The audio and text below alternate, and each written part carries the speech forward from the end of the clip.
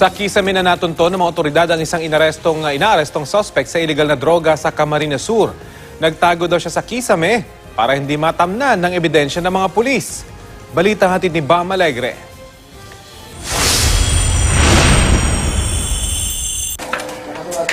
Noong una, nakapagtago pa sa kisame ng kanyang bahay sa Iriga City, Camarines Sur ang drug suspect na si Numeriano Praxides Jr. Pero nang makarinig ng kalabog ang mga pulis, animoy daga na napilitang lumabas ng lungga ang suspect na agad pinosasan ng mga operatiba.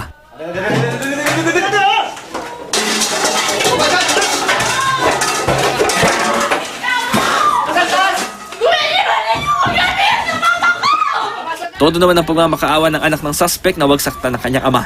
Sinalaki ng mga pulis ang bahay ni Praxides matapos makatanggap ng mga reklamo na nagtutulak umano siya ng droga. Napag-alaman ding dati nang naaresto ang suspect. Actually maraming warning kasi lahat ng nakapalibot dito sa bahay nila talagang noted talaga to tinuturo sa amin. And very alarming po talaga ang ginagawa niya dito sa barangay namin. Dati rin po itong nahuli last year sa search warrant din. Nagkaroon ng plea bargaining,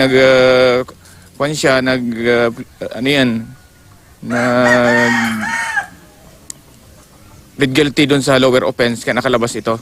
Paglabas, balik na naman sa kanyang bisyo at sa pagbebenta ng droga. Nakuha mula sa bahay ng suspect ang 3 pakete ng hinihinalang shabu na itinago sa kahon ng sigarilyo at mga kagamitan sa pagdodroga. Itinanggi naman ng suspect na kanya mga ito. Dagdag pa niya, nagtago daw siya sa kisame sa takot na mataniman siya ng ebidensya. Aminado namang gumagamit ang suspect. Gamit minsan. Oo, pero pag tulak, hindi ako nagtutulak. Bam Alegre, GMA News.